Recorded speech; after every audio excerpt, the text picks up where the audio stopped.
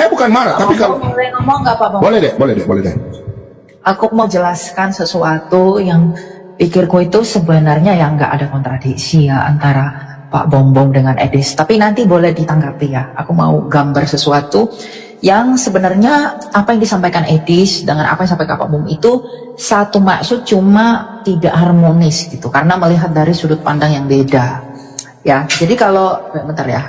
Tadi kita juga ada diskusi di grup lain berkaitan dengan apa yang Pak Bombong sampaikan ya. Ini coba aku ya. Ini aku ambil coret-coret dulu. Sebentar. Ini aku on-cam. Elia sudah tahu tuh dek, masalah penyaliban ya, bukan karena keselamatan ya, penyaliban ya. Itu dipilah, dipilah ya, oke. Penyaliban kan? Bentar ya. Mana nih apa kok? Sabar. Jadi gini. Karya keselamatan yang lahir dari salib itu emang itu diubah oleh Allah. Diubah dalam artian apa? Coba kita lihat ayatnya ya, Kejadian 50 ayat 20. Kejadian 50 ayat yang ke-20. Kita buka ya. Nah, gini. Memang kamu telah merencanakan yang jahat terhadap aku, tetapi Allah telah merencanakannya demi kebaikan, untuk mewujudkan apa yang terjadi sekarang ini, yakni memelihara hidup banyak orang. Sekali lagi, memang kamu telah merencanakan. Jadi dalam hal ini aku nggak melawan Pak Bombong, nggak juga melawan Edis ya. Tapi aku coba mengharmoniskan setelah tadi kita diskusi dengan beberapa teman di koma lain ya, ada koma lain. Nah, aku coba mau mengharmoniskan begini. Memang kamu telah merencanakan yang jahat terhadap aku, tetapi Allah telah merencanakannya demi kebaikan untuk mewujudkan apa yang terjadi sekarang ini. Sejak Yesus lahir ke dunia ini, iblis itu nggak mau Yesus itu ada. Sehingga dia menggunakan alat dan keturunannya. Dia menggunakan Herodes untuk bunuh Yesus, dia gunakan orang-orang Farisi, bahkan dia menghasut Yudas untuk menyalibkan Yesus. Artinya apa? Keinginan iblis ini, seperti yang dikatakan Edis, keinginan iblis ini sejak semula adalah ingin membinasakan Yesus. Nah, ini ke dalam kebodohan. Oh, iblis ini kan bodoh. Iblis ini bodoh, nggak tahu apa-apa. Karena gini, keinginan iblis itu adalah membuat semua di dalam kuasa iblis. Kuasa iblis itu apa sih? Kita baca Ibrani pasal yang kedua ayat yang ke-14 ya. Coba ini aku coba ya. Ini bentar. Ibrani pasal kedua ayat 14 ya. Nih. Dikatakan di sini ya. Karena anak-anak itu adalah anak-anak dari darah dan daging, ia juga menjadi sama dengan mereka dan turut mengalami keadaan mereka, supaya melalui kematiannya ia memusnahkan dia, yaitu iblis yang berkuasa atas maut. Artinya iblis itu kuasanya apa sih? Kuasa iblis itu kematian. Makanya iblis itu semula pengen membunuh orang agar melalui hal itu, orang itu bisa masuk ke dalam kuasa kematian itu. Jadi sejak semula, betul kata Tuhan Yesus, bahwa iblis itu pembunuh sejak semula, agar dengan dibunuhnya dia, orang itu bisa masuk ke dalam kematian, yang adalah kuasanya iblis. Nah, iblis ini benci sekali dengan Yesus. Ketika iblis ini benci dengan Yesus, maka iblis berusaha ingin melukai Yesus agar masuk ke dalam kuasanya, yaitu kematian. Makanya ketika dia lahir, dicoba melalui Raja Herodes, gagal. Dicoba yang lain-lain gagal. Dan pada akhirnya, melalui salib, iblis ini merasuki Yudas untuk mengkhianati Yesus, merasuki orang Farisi dan menggunakan instrumen-instrumen agar bagaimana caranya Yesus ini masuk dalam perangkap kami. Itu maksud iblis. Jadi iblis itu ingin membinasakan Yesus. Boleh Pak Elia sedikit? Sebentar Pak, saya jangan potong, turun dulu. Jangan potong dulu Pak. Saya bukan masuk, sudah turun aja. Ya, jadi iblis ini ingin membinasakan Yesus. Dengan cara apa? Dengan berusaha membunuh dia. Dan kebetulan waktu itu salib adalah caranya.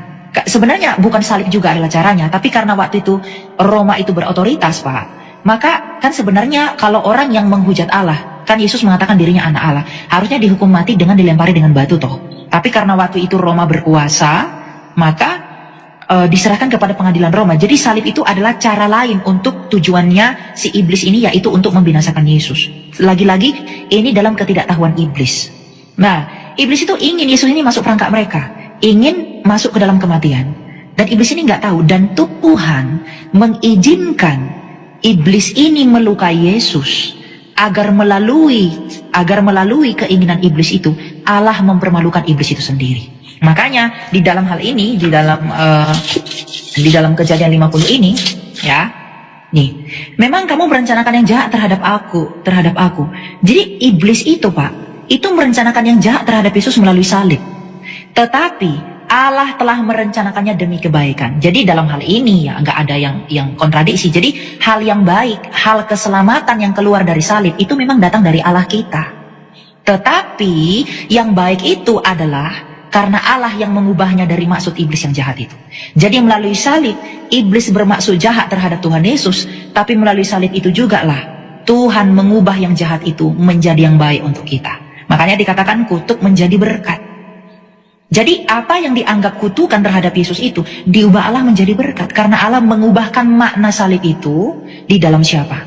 Di dalam rencananya bagi keselamatan kita. Makanya iblis itu maka Tuhan Yesus itu mempermalukan siapa? Mempermalukan iblis. Makanya di abad ke-7 lahirlah sebuah ajaran, karena iblis itu malu dengan salib, maka lahirlah sebuah ajaran apa? Ajaran bahwa Yesus tidak disalib. Karena mereka berpikir dengan salib iblis itu bisa menguasai Yesus. Tapi ternyata Yesus itu senjata makan Tuhan. Maka karena iblis itu malu dengan salib itu, maka ajaran abad ke-7 itu mengatakan apa? Yesus nggak pernah disalib, Pak, karena memang ajarannya bukan dari Tuhan. Ya, jadi dalam hal ini ya saya pikir Pak Bombom menekankan bahwa hal yang baik dari salib itu datang dari Allah. Betul, Pak. Itu saya setuju. Karena apa? Karena memang Allah yang mengubahkan maksud jahat itu menjadi baik. Tapi Edis mengatakan bahwa keinginan iblis untuk membunuh Yesus melalui salib itu juga benar. Karena apa? Edis ini bodoh. Dia nggak tahu apa-apa. Dia pikir dengan membunuh Yesus di salib dia bisa menang. Tapi ternyata Allah mengubah kemenangan itu di pihak Allah melalui apa yang iblis tidak tahu ini. Makanya itulah yang saya pikir menjadi perenungan kita, teman-teman, bahwa hikmat dunia itu dipermalukan oleh Allah. Ya dengan cara seperti ini. Allah itu mempermalukan hikmat dunia dengan cara seperti ini. Dunia ini berpikir Yesus kalah, tapi ternyata Yesus Kristus Tuhan kita menang. Begitu ya? Boleh bertanya nih, ya. Ya silakan. Ada 3 hal yang saya mau tanya. Satu dulu. Oke, yang pertama, pernyataan Edis di videonya saya bertanya, apakah penyaliban itu karya iblis? Itu aja dulu. Kamu setuju nggak? Nah, gini, penyaliban karya iblis atau tidak dalam maksud yang baik atau yang jahat, Pak Bombom? Nah, itu dulu. Motivasinya kan bisa. Ya, itu dulu. Sama. Oke. Sekarang pertanyaan saya, apakah keselamatan berbeda? Tadi kau punya karya keselamatan, itu boleh. Apakah di salib itu ada iblis turut campur tangan? Iya, mereka menggunakan salib itu untuk menguasai Yesus. Oke, itu dulu saya pertanyaan saya, oke? Kau sudah jawab, nanti netizen yang menilai, oke? Berarti iblis campur tangan, oke? Yang kedua, berarti kau berdasar pada... Aku ini, Pak, ya, tanpa mengurangi kesalahan. Iblis tidak campur tangan dalam maksud yang baik itu, Pak. Karena gini, hal yang baik yang datang dari salib itu hanya dari pihak Allah. Tapi hal yang buruk yang digunakan iblis melalui salib itu datang dari pihak iblis. Yang Pak Bombom, saya, Elia, dan semua orang yang terima ini kan yang baik dari salib itu. Berarti itu dari pihak Allah sepenuhnya dong, bukan dari iblis. Oke, jadi saya mau komitmen yang lurus. Apakah karya penyaliban Yesus itu rencana Tuhan atau rencana iblis? Itu aja saya mau ini. Karena gini, Pak, ada 2 yang berencana dalam hal ini. Berarti ada 2, berarti iblis terlibat? Iblis terlibat? Ini. Ya, Dimana ini rencana ya, ayat 20 ini. Kamu merencanakan yang jahat, ada yang merencanakan yang jahat melalui salib. Tetapi Allah telah merencanakannya demi kebaikan. Jadi kalau Pak Bombom Kejadian 50 ayat 20 deh. Kejadian 50 ayat 20. Iya, oke, coba Ade tolong baca Kisah Rasul 2 ayat 23 tadi, coba. Kisah Rasul 2 ayat 23. Kisah Rasul, bentar ya. Mana nih Kisah Rasul? Kisah Rasul 2 ayat yang ke 23, dari 22 ke 23, tapi 23 yang pas, coba. Oke, 22 sampai 23. Ya. Hai orang-orang Israel, dengarkanlah perkataan ini. Yesus dari Nazaret adalah orang yang telah ditentukan Allah dan dinyatakan kepadamu dengan kekuatan-kekuatan, mukjizat-mukjizat dan tanda-tanda ajaib yang dilakukan oleh Allah dan perantaraan Dia yang tengah-tengah kamu. Seperti yang kamu ketahui, Dia yang diserahkan Allah, menurut maksud dan rencananya, telah kamu salibkan dan kamu bunuh melalui tangan bangsa yang berhak. Betul? Lalu apa yang mau ditanya, Pak? Di situ rencana siapa yang menyalibkan Yesus? Gini, ini harus dipahami. Dia yang diserahkan Allah menurut maksud dan rencananya. Sekarang gini Pak, kalau memang Allah... Dulu Elia, sebentar dulu deh adikku sayang. Sampai di koma dulu. Dia di sini Yesus kan? Dia yang diserahkan Allah menurut Dia di sini siapa? Dia di sini siapa, Dek? Yesus Allah. kan? Betul Allah. Dia di sini siapa? Allah. Yesus. Allah yang diserahkan Allah gitu. Dia yang diserahkan Allah. Oh, dia yang dia di sini Yesus, betul dia. Baik, terima kasih banyak. Yesus yang diserahkan Allah menurut maksud dan rencananya. Yang di sini siapa? Yang di sini siapa? Kenapa? Dan maksud dan rencananya. Rencananya sini siapa? Rencananya Allah. Betul. Allah Bapa kan? Iya, Allah Bapa. Baik, terima kasih banyak Elia. Itu saja. Telah kamu salibkan. Itu aja saya mau tanya. Oke, gini. Yang kedua, maksudnya gini Pak. Kalau memang salib itu dalam maksud yang baik gini, ini sebenarnya menjadi apa ya? Aku bilang ya, memahaminya itu nggak semudah ya seperti yang kita membalikkan tangan. Karena gini, dia yang diserahkan Allah menurut maksud dan rencananya. Rencana Allah kan maksud yang baik. Maka Yesus itu memang diserahkan oleh Bapa itu untuk maksudnya yang baik melalui salib itu. Tetapi di dalam salib itu pun iblis memaksudkannya untuk yang jahat kan? Dan Allah mengubah rencana jahat iblis itu menjadi rencana yang baik bagi Allah. Makanya gini, kalau memang dari semula Allah merencanakan penyaliban untuk Yesus demi maksud yang jahat, maka nggak mungkin dong di sini Petrus menyalahkan lagi telah kamu salibkan dan kamu bunuh. Masa dia mengatakan Allah itu diserahkan? Kalau ini Pak, dia yang diserahkan Allah menurut maksud dan rencananya. Kalau maksud dan rencananya ini maksud yang jahat, nggak mungkin. Kalau ini maksud yang jahat, nggak mungkin Rasul Petrus marah lagi telah kamu salibkan dan kamu bunuh, nggak mungkin. Tapi karena maksudnya baik, maka Petrus mengatakan telah kamu salibkan dan kamu bunuh melalui tangan bangsa-bangsa. Ya, Elia. Di situ kan ada koma. Kan karya ini kan ada penyaliban dan karya keselamatan. Kita bahas dulu, jangan buang karya keselamatan. Iya, karya keselamatan dari salib itu dari Allah, itu betul Pak. Tapi ya, kita sudah, bisa. Itu sudah. Saya cuma ambil itu aja, poin itu deh. Saya cuma pengakuanmu itu aja. Saya nggak masalah. Cuma itu aja deh pengakuan saya. Karena pernyataan Elis itu ya sudah. Jadi sudah letter let ya, udah ya. Jadi di sini letter let. Dia yang diserah. Yang kedua saya mau tanya sama Ade. Kejadian Ibrani 2 ayat 14. Ini sudah clear ya. Tapi kalau kau samakan saya dan Elis berbeda. Biar netizen yang menilai. Yang kedua saya mau tanya sama Ade. Aku harus jelasin dulu apa pandangan. Nah, nanti sebentar deh. Nanti baru Ade jelaskan. Saya tanya dulu tadi Ibrani 2. Oke, Ibrani 2 ayat yang ke-14. Oke? Ibrani 2 ayat yang ke-14. Okay. Baik. Tadi iblis berkuasa atas maut. Maksudnya maut ini apa? Kematian atau apa? Iya, kematian karena dosa adalah maut. Berarti yang bisa membunuh manusia mati? Yang mencabut nyawa manusia siapa? Mencabut nyawa Tuhan nggak pernah cabut nyawa. Tidak, maksudnya yang mengambil nyawa manusia siapa? Tuhan atau iblis? Kan kematian itu karena dosa, nggak ada dicabut nyawanya. Betul. Pak. Ya. Maksudnya kalau kita manusia, kalau orang tua kita meninggal, sebentar deh, orang tua kita kalau meninggal, yang mengambil nyawa kita siapa? Ya karena udah waktunya, bukan diambil, karena udah waktunya mati. Ada karena kita nggak percaya ada yang cabut nyawa, Pak. Nggak, maksudnya yang mengambil nyawa kita.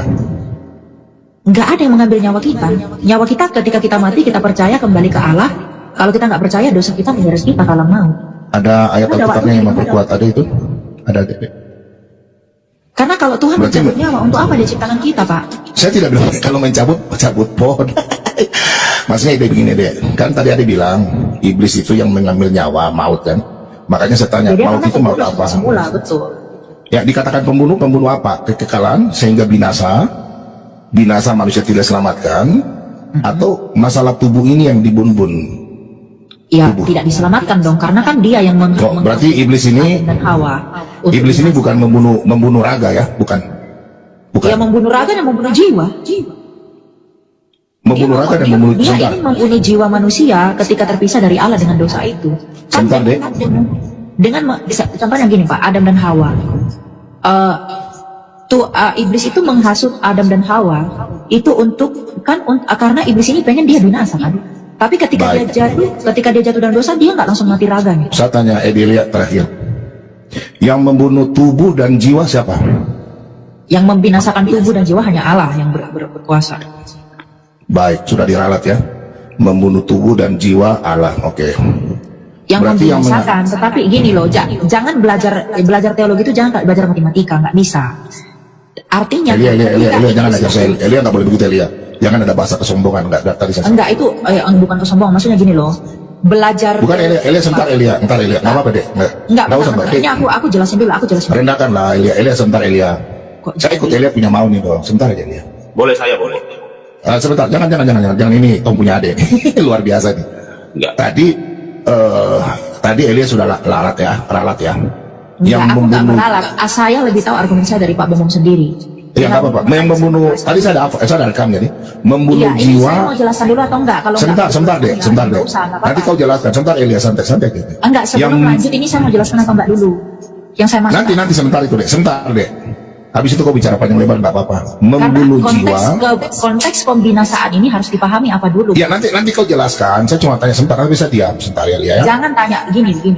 Kalau kita belum clear satu poin, etika diskusi itu kalau belum clear satu poin, jangan lompat ke poin. Nggak, saya tanya Ibrani 2:14 loh deh. Iya, Ibrani justru 2:14. itu yang aku mau jelasin. Oh iya, kau jelaskan dulu. Oke baik. Silakan. Keluar dari merunut diferensiasi dari ayat ini kan Pak Bombo bilang. Kan sudah selesai penyaliban ya. Oke, Ya, sekarang masalah ini Ibrani 2:14 silakan. Nanti aku simpulkan. Bentar. Ini kan tadi kan dikatakan kan Pak Bombo tanya. Berarti siapakah yang bisa siapakah iblis itu mau membinasakan tubuh atau jiwa? Membinasakan tubuh atau jiwa. Iblis itu pengennya manusia itu binasa. Karena keinginan iblis itu manusia itu terpisah dari Allah. Nah, sedangkan yang Pak Bombom tanya, siapakah yang bisa membinasakan tubuh atau jiwa? Itu dalam pengertian otoritas yang daripada Allah. Jadi beda. Kalau yang berkuasa secara real untuk membunuh, untuk membinasakan tubuh maupun jiwa itu hanya Allah. Tapi Allah nggak pernah menginginkan kita untuk binasa, Pak. Nah, iblis ini ingin membinasakan kita dalam keinginannya. Artinya, kehendak iblis itu ingin membinasakan manusia. Tapi kehendak Allah nggak mau manusia itu binasa, meskipun Allah bisa membinasakannya. Gitu loh. Jadi ini clear kan? Jadi jangan nanti seolah-olah dari Pak Bombom potong-potong argumen saya, orang-orang berpikir bahwa saya ini menyamakan Allah dengan iblis. Itu tidak fair. Ya, jadi dalam artian kalau Allah itu bisa membinasakan itu karena dia memang mampu, tapi Allah tidak pernah mau membinasakan manusia. Sedangkan iblis ingin membinasakan manusia. Gitu. Itu yang harus kita pahami. Karena iblis tahu ketika manusia berpisah dari Allah, ya konsekuensinya kematian karena Allah itu hidup gitu. Ada sudah deh, saya boleh bertanya ya? Ya, lanjut. Baik deh, oke. Masalah membinasakan Ibrani 2 ayat 14. Menurut pemahaman Elia, di kata sini binasa. Binasa itu apa maksudnya? Binasa apa? Kematian kekekalan kah? Atau bagaimana? Nah, atau nyawa? Konteksnya. Kalau binasa, ya bisa dagingnya binasa, atau bisa rohnya binasa kekal, relasinya binasa dengan Allah. Sebentar deh, saya jadi bingung nih karena adik dua ini. Coba adik tolong fokus pertanyaan saya. Ibrani 2:14 itu binasa itu untuk kematian kekekalan. Iblis dia membawa manusia itu masuk binasa sama-sama dengan dia sesuai dalam Wahyu 20 ayat yang ke 10 sampai 15. Kematian itu, makanya Yesus kan membawa kita untuk hidup yang kekal itu. Nah, apakah di sini pemahaman Elia binasa ini adalah mengenai tubuh atau kebinasaan kekal atau bagaimana? Ya, kebinasaan tidak diperdamaikan dengan Allah. Makanya kita baca ya, ayat 15 dan 16. Baik. Berarti kebinasaan. Ya, kebinasaan yang maksud ini ketika terpisah dari Allah, Pak. Ya. Baik, berarti Elia setuju. Ia membebaskan pula mereka yang seumur hidupnya berada dalam perhambaan karena takutnya kepada maut. Sebab sesungguhnya bukan malaikat-malaikat yang ia pedulikan, tetapi keturunan Abraham yang ia pedulikan. Itulah sebabnya dalam segala hal ia harus disamakan dengan saudara-saudaranya, supaya ia menjadi imam besar yang menaruh belas kasihan dan setia kepada Allah untuk mendamaikan dosa umat. Jadi kebinasaan yang dimaksud di sini adalah ketika terpisah dari Allah itu. Karena hidup itu hanya ada pada Allah, toh. Makanya ketika Tuhan bilang ketika manusia jatuh dalam dosa, ketika engkau memakannya pastilah engkau mati. Mengapa Tuhan bilang ketika engkau memakannya pastilah engkau mati? Tuhan mau bilang, kalau kamu tidak mengasihi aku, pastilah engkau terpisah dari aku. Nah, terpisah dari Allah itu artinya apa? Allah itu kan hidup. Maka terpisah dari Allah adalah kematian. Makanya Yesus Kristus datang melunasi dosa itu untuk menghubungkan kita kepada hidup yang kekal itu melalui salib. Sebagai bukti kasih dan ketaatan. Shalom teman-teman semuanya. Apa kabar? Semoga kalian dalam keadaan sehat selalu, baik-baik saja, dimudahkan rezekinya, panjang umur, amin. Teman-teman, izinkan saya untuk intro dulu sebentar saja. Sebelum menyaksikan video lanjutan ini, saya ucapkan terima kasih banyak, hatur nuhun kepada para teman-teman atau subscriber yang telah membantu mensubscribe, like, mendukung terus channel ini. Saya ucapkan hatur nuhun. Dan bagi yang belum subscribe, mohon ya dukungannya dibantu di subscribe agar channel ini terus berkembang dan dikenal banyak orang. Oke teman-teman, selamat menyaksikan. Bisa bro, sebentar dikit bro, bom. Di mute bro. Bisa saya Sebentar bang ya, sebentar bang ya. Berarti terpisahnya manusia dengan Allah, maksud dari kebinasaan itu, setuju ya? Iya. Baik. Berarti bukan berkuasa atas maut itu, bukan untuk mengambil manusia punya nyawa, betul? Mengambil manusia punya nyawa, ya dia ingin Maksudnya dia mati, manusia saya hidup ini. betul. Apakah iblis bisa mengambil saya punya nyawa? Saya langsung mati, bisa nggak? Kira-kira? Mengambil nyawamu untuk di apa? Maksudnya? Nggak, saya mati langsung saya bernapas tidak bernapas, bisa nggak? Itu Maksudnya dalam izin Tuhan, tanpa Tuhan izinkan nggak bisa, Pak. Oke, izin Tuhan ya. Berarti Semua orang mati itu atas izin Tuhan. Berarti contoh tiba-tiba saya tidur. Bukan saya dipakai iblis, tidak pakai manusia. Saya tidur tiba-tiba saya pergi mati. Itu yang mengambil saya punya nyawa siapa? Nggak ada yang mengambil nyawa, tapi kalau Bapak percaya akan kembali kepada Allah. Kalau Bapak nggak percaya, Baik, berarti saya kasih pemahaman Elia lebih ini ya. Coba Elia baca Ulangan 32 ayat 39. Coba baca deh. Ulangan 32 ayat. Ya, saya kasih 2 dalil aja ya. Ulangan 32 ayat 39. 32. Ulangan 32, biar Elia nanti catat saya toh. Ayat yang ke Ulangan 32 ayat yang ke-39 deh.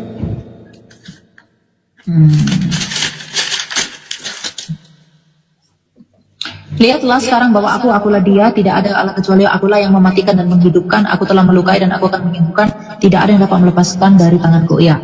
Baik ya. Oke, itu yang pertama. 1 Samuel 2 deh. 1 Samuel 2 ayat yang ke-6. 1 Samuel 2 Pak, ayat yang Ke-6. ke-6.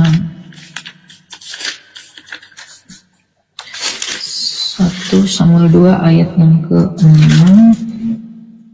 Tuhan mematikan dan menghidupkan, ia menurunkan ke dalam dunia orang mati dan menaikkan orang dari sana. Ya. Baik.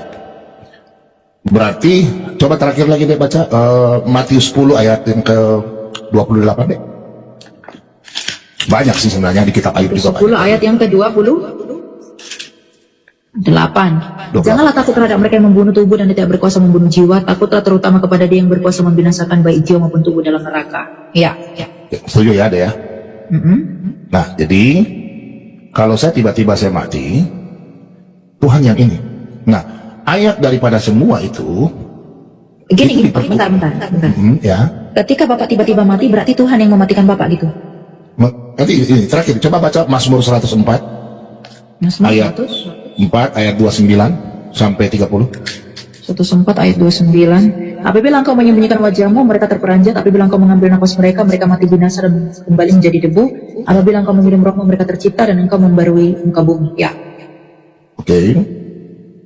Berarti sudah sangat jelas ya. Pada waktu kita mati, nanti roh kita kembali kepada Allah. Itu kan khotbah Itu 12 sangat ayat lain. Ketika Bapak mati dalam tidur, apakah berarti Tuhan yang mengambil nyawa Bapak? Saya pulang, itu sudah waktunya saya pulang. Nah, Sudah berarti waktunya. bukan Tuhan yang mencabut sendiri kan? Siapa yang mencabut itu? Iya, itu Tuhan. Jangan pakai pengen bahasa Bapak cabut ya. ngambil. Tidak pernah pohon nyawa dicabut. Enggak pakai cabut. Oke, berarti jangan Yang dicabut, mengambil. diambil. Oke. Ayub 1 ayat 21. Silakan. Biar belajar ya. Ayub 1 ayat yang Ayat 21. 21. Ia berkata, dengan telanjang aku keluar dari kandung ibuku, dengan telanjang aku juga akan memberi ke sana. Tuhan memberi dan Tuhan yang mengambil, terpujilah nama Tuhan. Ya, Sudah jelas ya? berarti Tuhan yang mengambil nyawa Pak Bombong. Iya, itu ayatnya. Kalau Tuhan mengambil nyawa Pak Bombong, mengapa ia menciptakan Pak Bombong? Kau jawab dengan ayat Alkitab. Saya sudah kasih ayat Alkitab. Biar nanti di sisa yang meninggal. Enggak, justru ini konsekuensi logis dari argumen ini, Pak. Bukan. Itu ayat Alkitab. Kalau Kau Tuhan bantah saya dengan ayat mengambil nyawa Alkitab. kita, Tuhan mengambil nyawa kita, mengapa dia menciptakan kita? Enggak.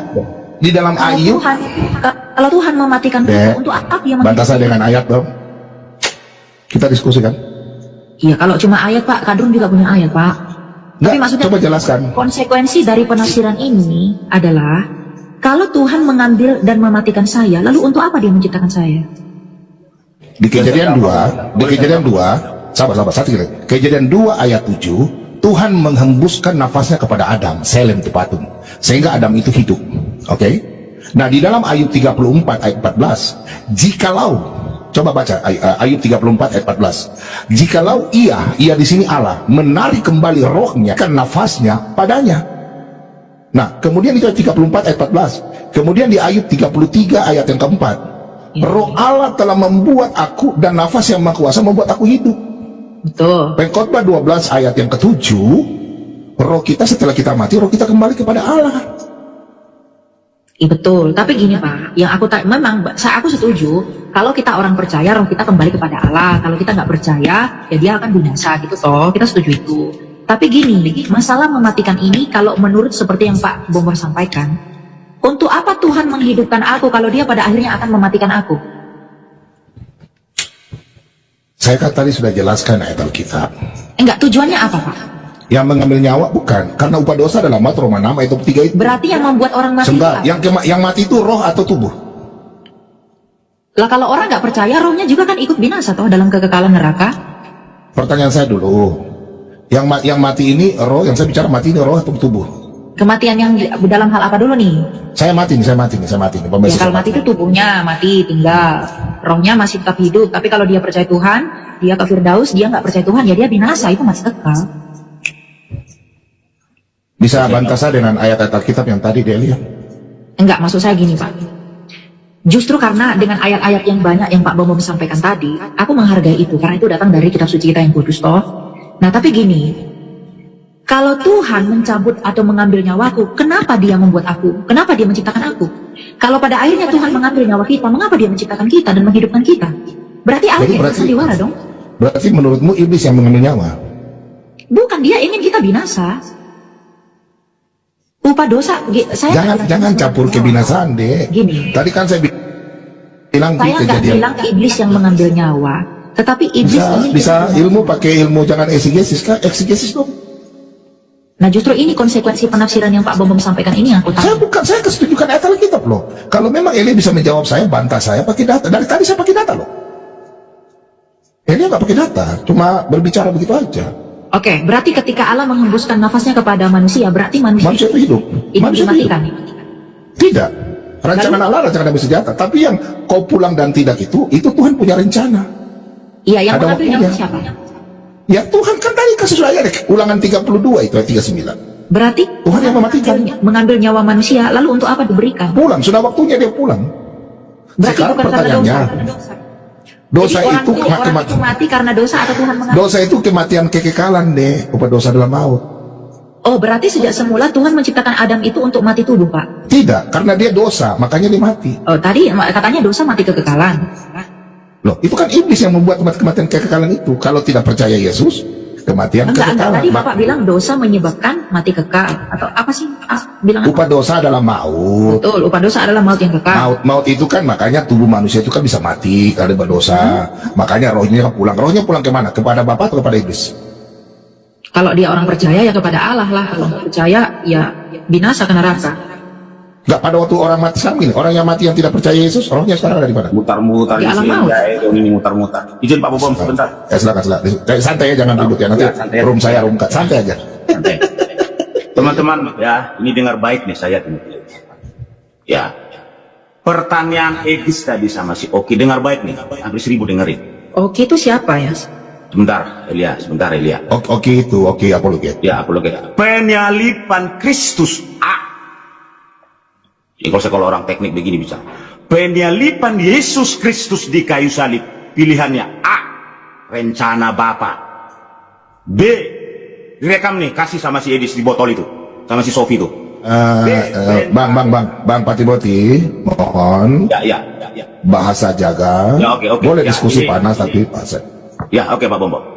Saya ulangi sekali lagi, teman-teman dengerin baik orang Kristen kita yang saya kasih, saya cintai. Penyalipan Kristus Yesus di kayu salib. A. Rencana Bapa. B. Rencana iblis. Edis mengatakan kalau kita ujian, ini rencana siapa?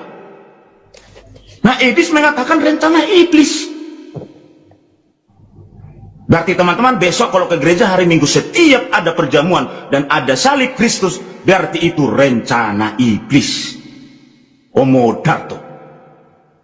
Tadi Elia mengatakan ada dari sisi ini, dari sisi ini. Dari sisi opo? Dari kekekalan bahwa Kristus harus mati di kayu salib. Itu rencana Bapa. Karya Bapa. Tadi malah Sofi tadi dalang. Jangan buat dalang. Coba kalau tulis dalang itu rubah menjadi rencana. Jangan buat dalang. Jadi, Kristus mati di kayu salib. Itu rencana Bapa. Buktinya apa? Saya ambil kitab dari inilah, Injil Matius lah. Ketika Yesus 3 kali berdoa kepada Bapa. 3 kali loh. Bapa, jikalau boleh cawan ini lalu daripadaku. Dia menjumpai murid-muridnya udah tidur. Balik lagi dia lagi berdoa lagi. Bapa, jikalau cawan itu berbicara penderitaan, kematian Kristus yang luar biasa, yang terkutuk, yang tragis, yang luar biasa itu, dia harus tanggung itu. Balik lagi ke murid-muridnya.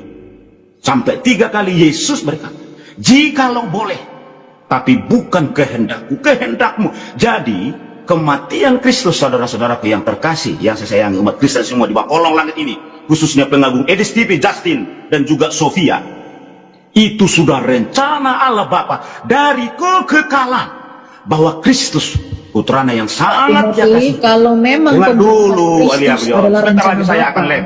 Tadi Elia bicarakan sudah panjang. Udah panjang, Nggak ada saya yang nggak potong. Tenang aja, nanti Kalau kamu mau ke komal saya kasih kamu kartunya. nggak boleh. Jadi Pak. saudara-saudara Santai. saya kasih dalam Tuhan. Kematian Kristus dan penyalipan Kristus itu adalah rencana Allah yang agung dari kekekalan bahwa putranya yang sangat dia kasih, dia cinta itu harus mati di kayu salib. Menderita luar biasa. Makanya sampai 3 kali Yesus berdoa ke Bapaknya sebagai kodratnya sebagai manusia. Bolehkah cawan penderitaan? Karena dia sudah melihat di ujung sana betapa tua-tua Yahudi, orang-orang Farisi, orang-orang Saduki, Al-Guzun dan para Romawi, dia akan mencabik-cabik tubuhnya itu yang begitu luar biasa itu, ketakutan luar biasa. Makanya dia berseru, bahkan sampai meneteskan darah oleh karena pergumulannya. Tetapi apa kata Yesus?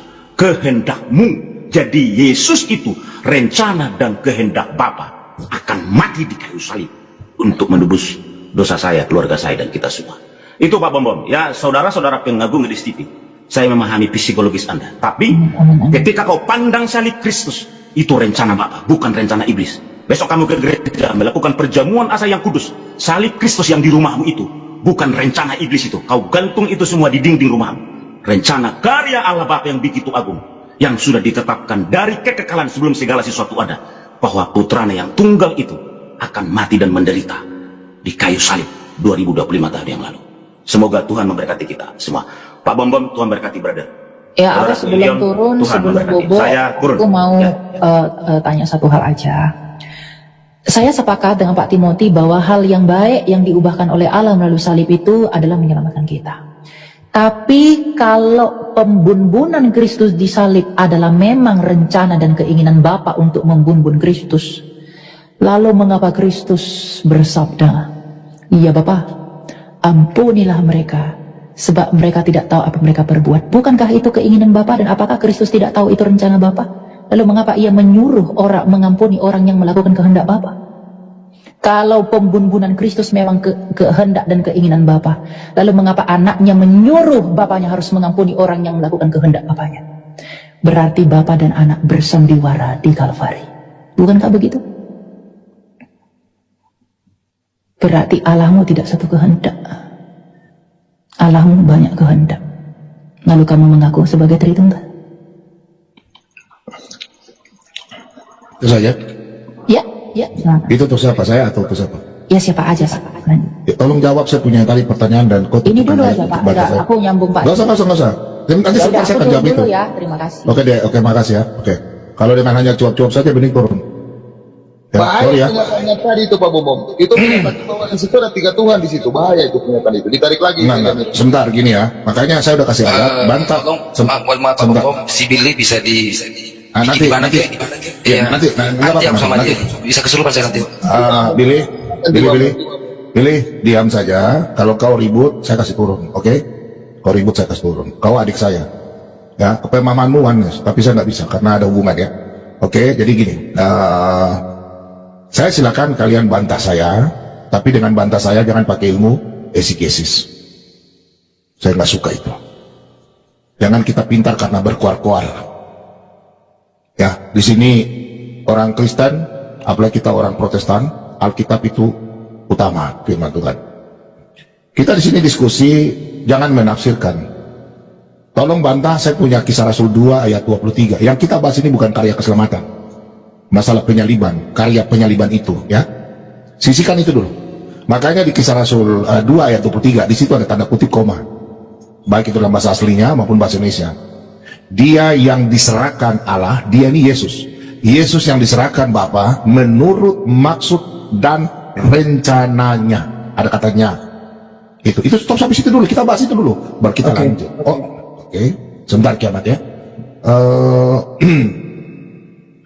Christian Prince, silakan. Sure. Tadi saya duluan tadi yang naik Pak. Oh, kiamat yang duluan ya? Iya. Jangan siapa kamu dengar dulu punya CCP ini mau ngomong apa. Boleh dia minta Jangan ribut ya, usah Bisa diturunkan lupa. Ini kan oneness. Sudah beda Pak Elia, Pak Bom. Billy turun dulu Billy ya. Iya, Billy turun dulu ya. ke laut ini sampah satu itu. Ya, Billy turun dulu. Ganjal truk kayak, iya. Turun dulu Billy, ya. kalau Billy nggak mau turun, Billy diam. Nanti belum. Saya turun Pak. Bos. Karena saya tidak mau duduk sama. Oke, Billy turun dulu sudah ya. Billy turun dulu. Oneness mau pansus. Oh, ribut nanti. Oneness pansus. Iya boleh Pak, saya diperbesar.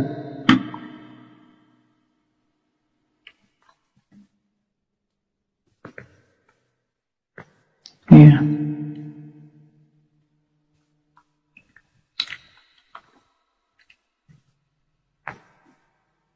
Sebentar kiamat ya, sebentar. Saya pakai Vitex ya, makanya saya punya akun ini tampias-tampias. Sebentar ya. Oke, lanjut. Silakan. Ini boleh diperbesar? Sebentar. Oke. Oke. Jadi sebetulnya ini kemarin sudah saya bahas sih. Jadi kalau berbicara tentang di dalam Kisah Rasul 2:23 ya, dia yang diserahkan Allah menurut maksud dan rencananya. Apa maksud dan rencana Allah? Apakah untuk menyakiti sang putra melalui kodrat kemanusiaannya? Apakah seperti itu? Kita lihat di dalam Ibrani 2 ayat 14.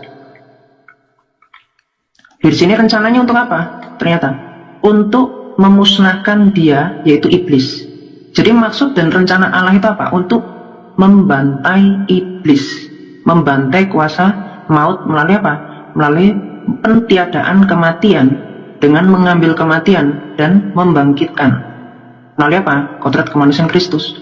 Itu maksud dan rencananya. Nah, tetapi maksud dan rencana iblis apa? Kita lihat Di dalam Matius 26 ayat 4 dikatakan, dan mereka berunding ini. Untuk apa? Rencana untuk menangkap Yesus. Apakah mereka ini diurapi oleh Roh Kudus? Untuk, mau dibilang ini sebagai rencana Allah juga, yaitu untuk menangkap Yesus, untuk dengan tipu muslihat dan untuk membunuh dia.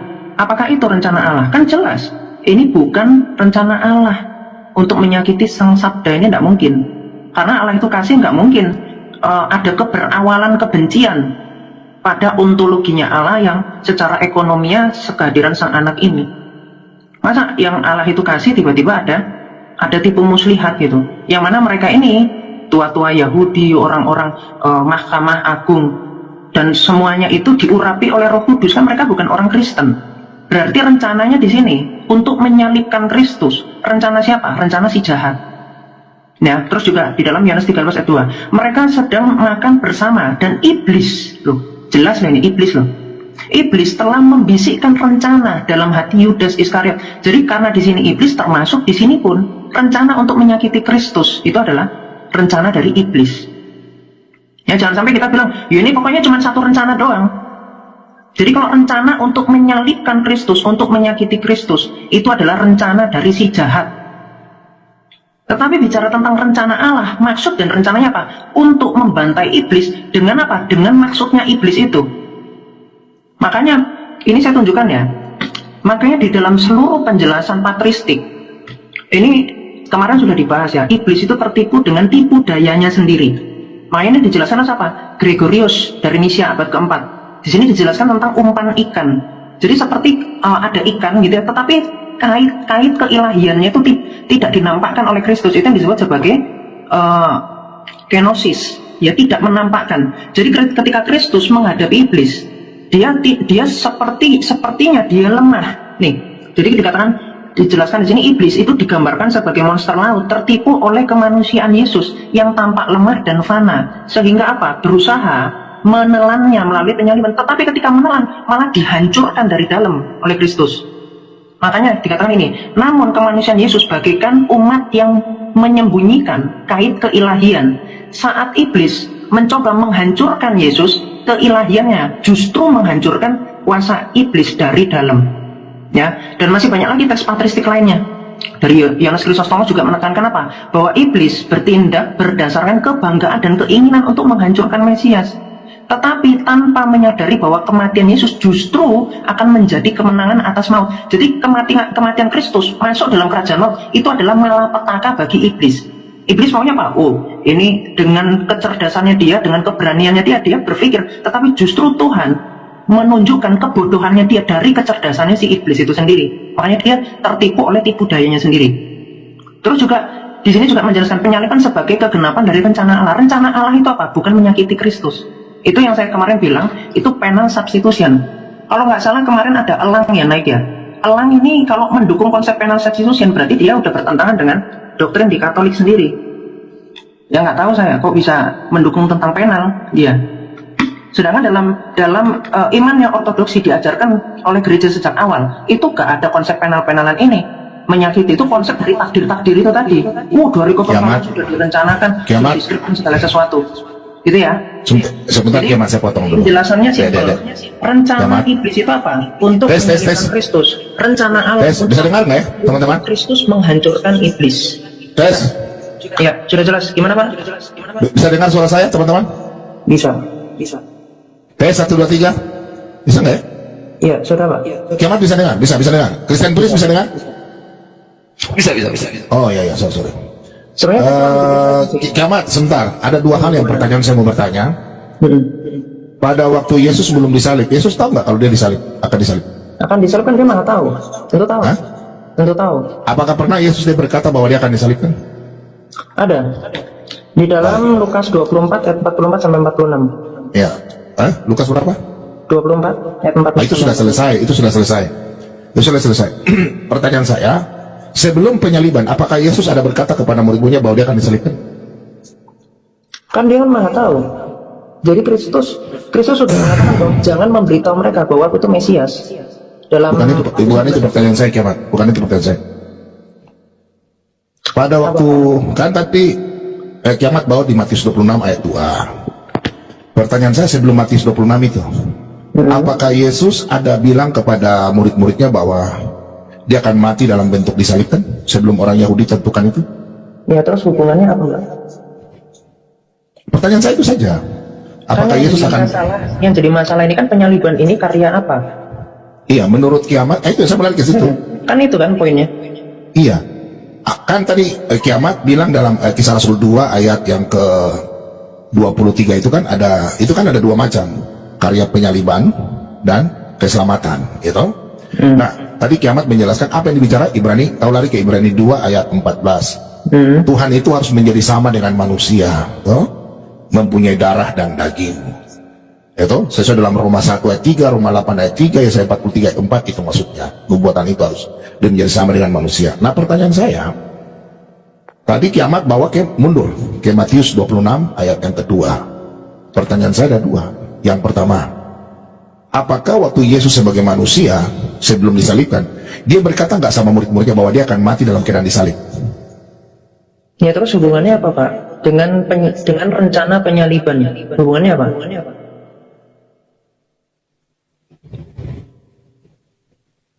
Kan tadi kita bahas Kisah Rasul 2 ayat yang ke-23. Ini merujuk kepada Edis yang tadi nih, bahwa salib ini adalah rencana Bapa atau rencana iblis. Bukan karya keselamatan yang kita bahas, penyaliban ini. Nah, makanya saya tanya di kisah, apakah sebelum di Matius 26 ayat 2 Yesus pernah nggak mengatakan bahwa dia akan mati, dia akan dibunuh sesuai dalam Kisah Rasul 2 tadi tuh ayat 23. Karena Yesus memberitahukan 4 kali. Nah, apakah selama Yesus memberitahukan itu bahwa dia akan mati dengan cara disalibkan atau tidak? Seperti tadi kiamat bahwa dalam Matius 26 ayat 2. Ada nggak dia tahu bahwa dia akan mati disalibkan? Jadi ketika dikatakan gini ya, apakah Kristus tahu bahwa dia akan disalib? Jelas dia tahu. Makanya Kristus sendiri itu dibaptiskan. Untuk apa? Untuk menyucikan air dan untuk menunjukkan apa? Tentang kematian dan kebangkitannya. Jadi kalau apa hubungannya antara Kristus memberitahu dengan tidak? Sedangkan yang dibahas di sini, apakah rencana Allah itu untuk menyakiti Kristus? Apakah tua-tua Yahudi itu diurapi oleh Roh Kudus sehingga ketika mereka merencanakan untuk menyalibkan Kristus, itu adalah rencana dari Allah untuk yang sudah mereka diurapi gitu terlebih dahulu supaya menyalibkan Kristus. Itu loh Pak, yang lagi dibahas itu. Jadi saya kira nggak ada hubungan untuk Kristus pernah bilang nggak? Itu nggak ada hubungan. Ada hubungannya karena dalam Kisah Rasul 2 ayat 23 kiamat membawa ke tentang keselamatan itu. Harus Tuhan menjadi manusia mempunyai daging. Dalam Ibrani 2 ayat 14 bukan karya penyaliban. Pertanyaan saya, kiamat bawa ke situ. Kiamat menjelaskan seakan-akan rencana itu hanya rencana keselamatan. Menghancurkan kuasa maut itu apakah nggak ada hubungannya sama penyaliban? Bisa jangan potong nggak kalau saya ngomong gitu loh. Supaya enak.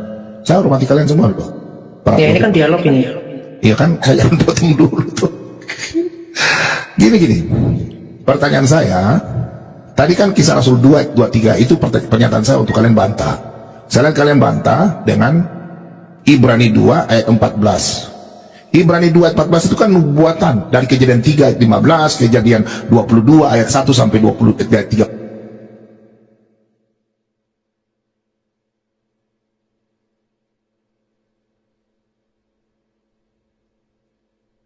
Kena band ya mic-nya.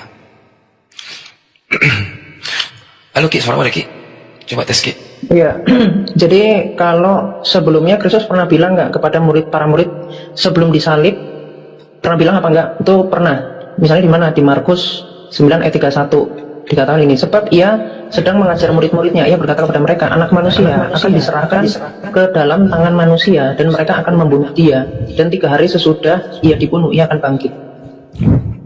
Itu masalah menbun-bun. Akan ada contoh dalam Matius 20 ayat 19 kan. Itu pertanyaan saya. Yesus sudah tahu bahwa tadi kan kiamat ke bawah orang Yahudi dia merencanakan. Nah memang Tuhan izinkan mereka merencanakan buruk-buruk itu. Tapi Tuhan sudah tahu bahwa nanti dia akan mati. Tuhan mengizinkan atau Tuhan yang menyuruh mereka? Mengizinkan. Ayub 1 ayat 12 mengizinkan. Berarti rencana untuk menyalibkan Kristus, untuk menyakiti Kristus ya, untuk menyakiti ukuran. Bukan, sabar dulu, saya belum selesai. Sebentar kiamat. Itu poinnya. Sebentar. Itu poin aja. Saya nggak mau kalian abu-abu. Saya enggak. Jadi menurut justru saya terus terang. Justru saya mau tanya, menurut Kristus itu rencana siapa? kalian ini bisa diskusi sebentar. Itu poin saya mau tanya dulu. Kalau saya rencana Allah Bapa bukan iblis, rencana penyaliban. Oh, jadi rencana untuk menyalibkan Kristus, untuk menyakiti Kristus di atas kayu salib. Bukan menyakiti dong, sabar dulu. Penyaliban itu, keselamatan itu, penyaliban itu loh. Jangan campur-campur. Beda Pak, kalau rencana keselamatan dengan rencana menyalibkan. Oh, berarti menurut kiamat penyaliban itu rencana iblis.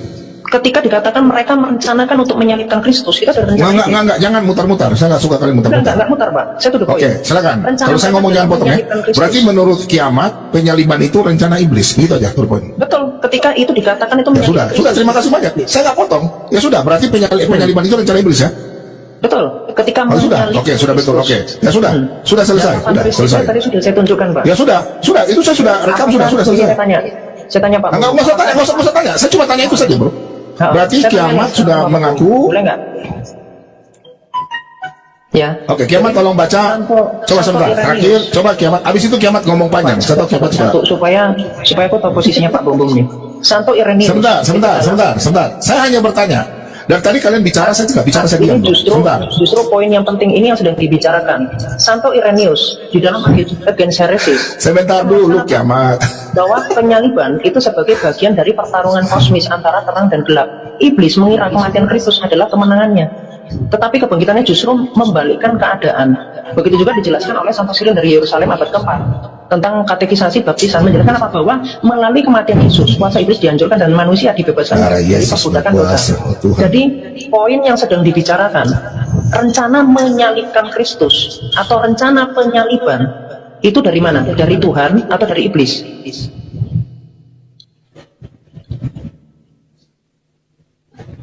Silakan Pak. Nggak, saya tanya kok tadi, itu saja. Rencana, jangan putar-putar balik-balik. Rencana penyaliban itu, siapa yang merencanakan? Itu rencana menyalibkan Kristus itu adalah rencana. Menyalibkan dan salib itu, penyaliban. Sebentar. Dengar bahasa saya baik-baik. Arti rencana penyaliban Yesus itu rencana siapa? Penyaliban itu. Rencana iblis. Oke, terima kasih. Udah, saya nggak usah ribut dengan kalian. Saya nggak mau ribut saja. Rencana ini bukan rencana. Udah nggak usah. Orang-orang semua sudah tahu bahwa saya bilang mengatakan. Saya mau tahu jelaskan sebentar. Menurut Bapak nih, rencana. Oke, coba tolong baca Yohanes 19 ayat 10 dan 11. Sudah, tidak apa-apa. Bapak sepakat nggak? Ada dua hal. Kalau saya nggak sepakat dengan kalian, udah kita nggak sepakat, berbeda nggak apa-apa. Sebentar. Rencana keselamatan. Saya nggak sepakat dengan kalian, udah nggak apa-apa, kita berbeda nggak apa-apa. Oke, berarti menurut Bapak di dalam Matius 26 ayat 4 mereka merundingkan suatu rencana untuk menyalibkan Kristus, itu rencana Allah. Loh, masa rencana Allah? Gimana Pak? Sekarang Bapak Yesus harus mati. Sebentar, kau jawab, saya punya pertanyaan dulu. Tadi kan kau sudah jawab. No. Ini Kiamat. 26 ayat 4. Kiamat. Kalian sopan, saya sopan loh. Iya, saya juga sopan Pak. Iya, makanya kalau saya ngomong jangan potong dong. Jangan kita ribut coba dong. Boleh saya, Bapak Pak? jelaskan tuh. Kiamat. Matius 26 ayat 4. Ya sabar. Rencana Allah atau rencana Sabar. iblis? Saya sudah jawab. Itu bukan rencana Allah. Ya, coba.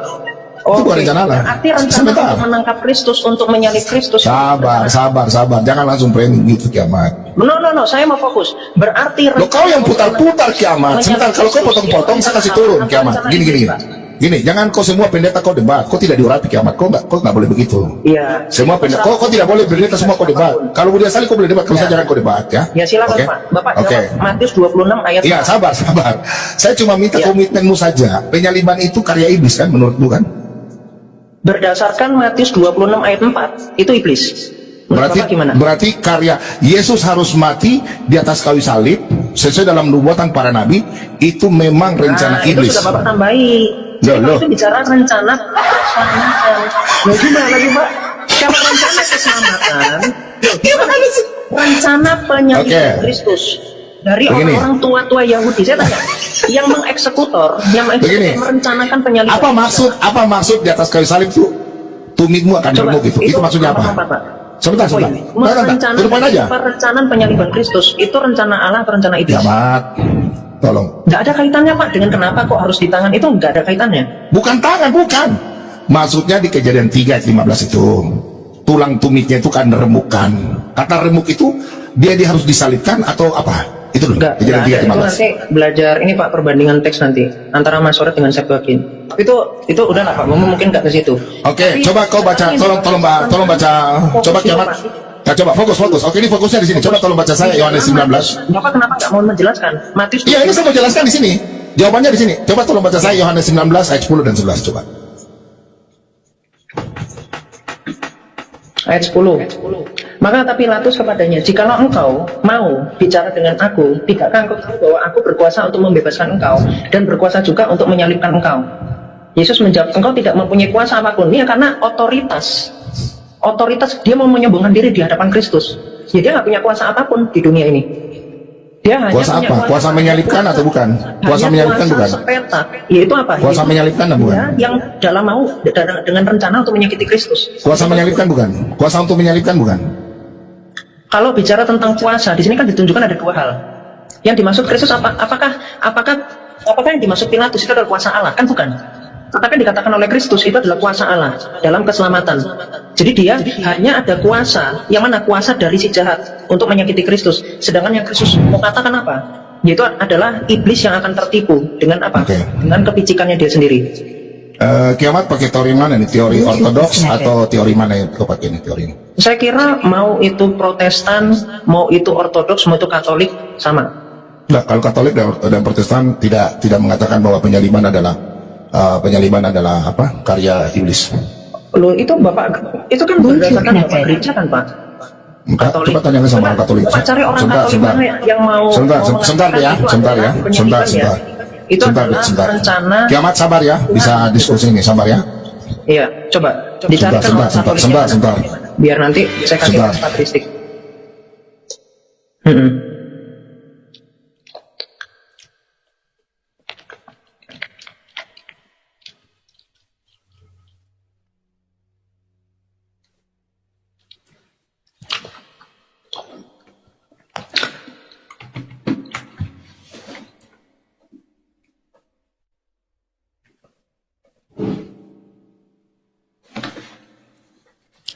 Itu dilarang bukan karena dia tidak mengerti Yesus mati, dilarang dengan membuat Petrus itu dicobai untuk menghalang-halangi karya itu supaya tidak terjadi, agar penebusan itu gagal. Itu Penebusan loh. jadi kalau gitu apa yang dikehendaki iblis? Yang dikehendaki hanya untuk menghancurkan. Betul, sama. Pada akhirnya penyaliban itu bukan kehendak iblis, bukan kehendak Kristus. Iblis tidak mau Yesus disalibkan. Intinya. Maka dia menggunakan cara trik macam-macam. Sebab dikatakan dalam 1 Korintus 2 ayat 9, ayat yang ke-8. Mulai ayat 78. Tetapi yang kami beritakan ialah hikmat Allah yang tersembunyi dan rahasia, yang sebelum dunia dijadikan, telah disediakan Allah bagi kemuliaan kita. Tidak ada dari penguasa dunia Yang ini. dimaksud penguasa dunia ini adalah para pengikut-pengikut roh jahat ini, para pengikut iblis, ya. Terus Yang mengenalnya. Sebab kalau sekiranya tadi Romo Biantoro bilang apa? Yang ingin menyalibkan. Jadi rencana untuk menghalangi rencana keselamatan itu dilakukan oleh Petrus untuk Saya ulang menghadap lagi. Betul. Saya ulang lagi. Jadi Saya sama dengan Romo Biantoro, makanya saya tanya dulu sama. yang dimaksud oleh Petrus itu apa? Jadi kiamat, sabar. Menghalangi rencana Kiamat, keselamatan. jangan begitu dong. Saya tidak suka begitu, sabar kan. Kalian suka bicara sama kadrun ya, kita juga begini. Kan saya kan Sabar. jawab Pak. Nanti kau jawab sabar. Ya udah silakan. Itu apa yang dikehendaki iblis? Yang dikehendaki hanya untuk menghancurkan. Jadi iblis kehendaki kehancurkan. Menghancurkan, betul. Oke. Dengar. Dari, Pak. Kiamat, Tadi dengar saya dulu. menjelaskan dua rencana. Ya dengar dulu. Gimana sih Pak? Bapak udah. Ya dengar dulu deh. Aduh, kalian kenapa sih anak muda sekarang ini? Silakan nanti kalau Bapak udah dengar dulu. Ya, dengar dulu. Pada akhirnya penyaliban itu bukan kehendak iblis, bukan kehendak Kristus. Penyaliban bukan kehendak iblis. Penyaliban bukan kehendak iblis, bukan kehendak Yesus. Saya ulang. Itu apa yang dikehendaki iblis? Yang dikehendaki hanya untuk menghancurkan. Pada akhirnya iblis tidak mau Yesus disalibkan. Iblis tidak mau Yesus disalibkan. Ini Romo Biantoro loh dari Ortodok. Sudah kiamat, silakan. Oke. Itu ada dua hal yang perlu dipahami distingsi dari penjelasan dari Episkop Daniel ya. Jadi ketika dikatakan di dalam, ini saya kan ya, di dalam apa hubungan dari Matius 26 ayat 4 dengan Matius 16 ayat 23? Tadi udah dijelaskan oleh Episkop bahwa apa? Maunya iblis itu untuk menyakiti Kristus. Jadi jelas di dalam Matius 26 ayat 4, di situ rencana untuk menangkap Yesus, untuk menyalibkan Kristus, itu adalah rencana dari iblis. Tetapi kalau kita lihat di dalam Matius 16 ayat 23, dikatakan Kristus, maka Yesus berpaling dan berkata kepada Petrus, "Enyahlah iblis, engkau suatu batu sandungan bagiku, sebab engkau bukan memikirkan apa yang dipikirkan Allah." Apa yang dipikirkan Allah? Yaitu rencana keselamatan. Jadi, di sisi lain, Petrus berpikir untuk dia itu membela Kristus dari ancaman orang-orang yang akan menangkap dia. Tetapi Petrus tidak paham tentang rencana keselamatan. Karena di sini ada dua hal. Antara Petrus nggak memahami tentang rencana Allah, tetapi dia mau menghalangi tentang penyaliban itu. Dan di sisi lain penyaliban itu untuk menyakiti Kristus. Rencananya itu adalah rencana dari siapa? Dari iblis. Tetapi rencana Allah melalui penyaliban itu adalah rencana keselamatan. Kiamat, udah Jadi ketika dibilang, dengarkan dulu Pak. Sebentar Kiamat, sebentar udah. Saya enggak, nanti kau jelaskan di forum saja udah. Begini Kiamat, Ini kan maksud Bapak saya. diskusi sama saya. Iya, tapi sebentar, jangan banyak-banyak. Saya dari tadi ngomong pendek-pendek loh, sedikit-sedikit loh. Enggak, dengar. Saya tadi ngomong pendek-pendek. Saya cuma mau tanya aja. Kok Bapak mau? Iya, udah nanti habis ini sebentar, saya mau tanya dulu. Bapak Menurutmu, ini bilang Kiamat jangan motong. Oke, saya nggak motong. Saya baru ya jelasin. tapi panjang loh. Sebentar. Ini. Gimana? Ini loh. Satu, saya setuju dengan Romo. Romo berarti saya nggak mau calling ya. Menurutmu tadi Romo Biantoro dari Ortodok mengatakan penyaliban yang kita bahas tentangnya di sini. Penyaliban ini bukan rencana iblis, bukan rencana Yesus. Kamu setuju nggak dengan itu? Setuju. Dalam penjelasan apa? Ya sudah, selesai. Udah, nggak usah debat lagi. Udah, nggak usah debat. Jangan. Jangan apa mau didebatkan lagi. Udah, selesai. Jangan dipelintir. Mau. Loh, ya, kau yang bilang kok saya pelintir. Dengarkan dulu. Saya jelaskan. Loh. Nanti kau jelaskan di rumus saya. Sudah selesai. Bapak potong. Ini Loh. Bapak potong penjelasan saya. Itu intinya loh. Kamu setuju kan? Sebentar. Jangan keras-keras suara, Kiamat. Bicara tentang Kiamat, jangan keras-keras suara, Kiamat. Kiamat. Apa yang dimaksud? Sebentar, Kiamat. Sebentar, Kiamat. Jangan, Kiamat, sebentar. Sabar. Kan Anda menunggu. Jangan Anda, loh. Sudah, sebentar dulu. Kiamat, gini. Jangan panas, hati santai. Saya nggak panas, Pak. Iya sabar, jangan cerewet. Sekalian kenapa anak muda suka cerewet? Ya sudahlah kalian hebat, sabar dulu. Dengar pertanyaan saya, Kiamat. Dengar pendengar. Baik. Aduh, ini. Untuk menyakitkan Kristus. Itu rencana. Sebentar, Kiamat, sebentar. Jawab dulu, Pak. Biar Bapak. Ya, sebentar dulu. Jelas nih. Sudah, sebentar dulu. Saya sebutkan. Rencana menyalibkan Kristus, rencana siapa? Rencana salib Untuk atau menyalibkan Kristus. menyalibkan? Dengar, ini ada dua ya. Kalau rencana penyaliban jelas dari Allah Bapa. Oke? Eksekutor ini mereka melakukan penyaliban itu atas izin Tuhan. Ayub 1 ayat 12. Tapi untuk rencana penyaliban ini Yesus akan mati dalam keadaan kematiannya, dia akan tersalib, itu rencana Bapa Allah. Dia akan tergantung, bukan dia mati dipotong, digorong dilempar batu, karena dia akan mati dalam keadaan tergantung. Paham ya bahasa saya ya? Dia akan mati dalam keadaan tergantung, bukan dia mati dalam keadaan dilempar batu itu. Jadi pertanyaan saya sama kalian setuju nggak? Sebentar dulu, saya masih ngomong dong. Aduh. Saya tanggapi dulu. Matius 26 ayat 4. Berarti itu rencana siapa? Aduh. Pak dijawab dari tadi loh. Saya tanya. Ya dari tadi ya sabar. Kau yang tidak jawab saya Kiamat. Kalau keras-keras suara oke lah. Silakan. Keras-keras suara sudah. Kalian ini gimana sih? Jangan. Ya sudah keras suara silakan. Kau ngomong keras-keras suara silakan. Kok Pak Bambang emosi? Mau kau yang emosi dong. Dari tadi saya diam dong. Gimana sih? Hanya mengulang Pak. Iya sabar dulu. Tadi kan saya santai dong. Saya sudah santai berarti kalian anak muda. Dan Matius 26 ayat 4. Iya sebentar dulu. Pertanyaan saya. Dengar ya pertanyaan saya. Dengar pertanyaan saya. Loh kok malah Tolong. pertanyaan dijawab Pak? Matius 26. Saya akan jawab. Tadi kan saya sudah jawab barusan itu. Saya sudah jawab dengan aduh. Rencana. Ada kata Ya sudah kau ngomong dulu. Saya diam dulu. Kau ngomong dulu sudah. Loh, ini saya sudah selesai Pak. Kau mau jawab bagaimana kalau kau ngomong? Kalau kau turun saja sudah. Siapa? Pak. Begini Kiamat. Aduh. Saya mau ngomong jangan potong dong. Saya minta Bapak. Ya diam, bisa di-mute gak? Bisa di-mute gak? Bisa di-mute gak? Tidak? Bisa di-mute gak? Diam kau. Diam ya. Kau kan bertanya, saya sudah jawab. Belum. Kan? Aduh, kau turun sudah. Kau mau ribut-ribut dan saya ribut, turun sudah, sudah. Turun. Kau biar turun aja udah. Saya nggak suka ribut-ribut di sini. Gak boleh begitu loh. Waktu kau suruh saya jawab, kok ngerocos terus gimana sih? Izinkan saya jawab dulu, jangan kau ngerocos saja terus. Kau sudah dibantah oleh Romo Biantoro. selesai. Untuk apa lagi kita mau ribut? Romo Biantoro sama dengan saya. Iya toh? Romo Biantoro mengatakan karya penyaliban itu bukan rencana iblis, bukan rencana iblis, bukan rencana Yesus, rencana Bapa. Sudah selesai. Berarti saya sama dengan Teman-teman semuanya, apa kabar? Semoga kalian dalam keadaan sehat selalu, panjang umurnya, diberkati selalu oleh Tuhan Yesus, dan dipermudahkan dalam segala urusannya. Amin. Itulah tadi cuplikan atau tayangan yang telah disampaikan. Semoga dari cuplikan tayangan tersebut memberikan kita manfaat, menjadi berkat untuk kita semua, dan firman Tuhan, dan juga mendapatkan pencerahan. Amin.